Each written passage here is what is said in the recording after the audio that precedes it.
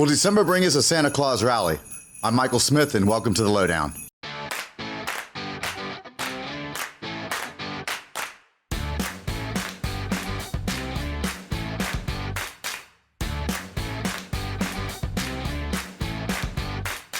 Hey everybody, welcome in. So let's talk about December. Historically, December is one of your better months. And I think now, after seeing everything, one, let's all relax. The panic, all the doldrums, all the doom and gloom we saw 2.5 months ago, that seems to have softened to some degree. And I hate to give the Fed any credit, but at the end of the day, we're still the cleanest dirty shirt in a laundry basket. If you look at what the Fed has done, they've gotten out ahead of this to some degree. Probably most likely they did this on accident and really didn't know they did it.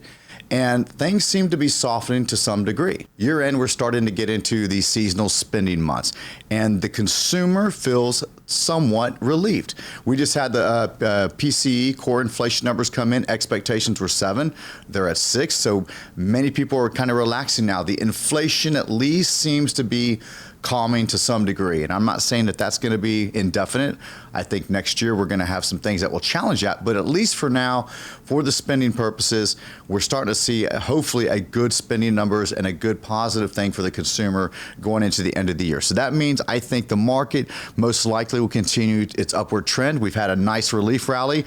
I remember 2 months ago, it was doom and gloom. Everybody wanted to run to cash. Everybody was scared. That seems to have faded to some degree. I think the Fed's gotten ahead of it. However, let's talk about the Federal Reserve Chairman Jerome Powell and his speech yesterday. What did he say? Probably the biggest takeaway was the pace of which the appetite has been in terms of rate increases has been 75 basis points per meeting. Yesterday, he said he's willing to be looking at a 50 base increase or potentially at some point 25 basis points. They're still going to raise rates. And let me tell you one thing, I think the market did overreact to some degree yesterday. We had a nice rally on that news. They're not indicating they're going to pause. As a matter of fact, he did say, we will continue until the job is done. And I'll close by saying that we will stay the course until the job is done. Thank you. Well, what job is he talking about? Inflation. Inflation has hit just about everybody. I recently read a paper that Vanguard put out, and it talks about hardship loans in 401k. So this means, you know, the average person out there has a 401k. Are they taking loans from their 401k? The paper shows a pretty significant increase. And what this tells me is that inflation has hit just about everybody. If you're taking out loans, well, one, that's not good, especially from your 401k.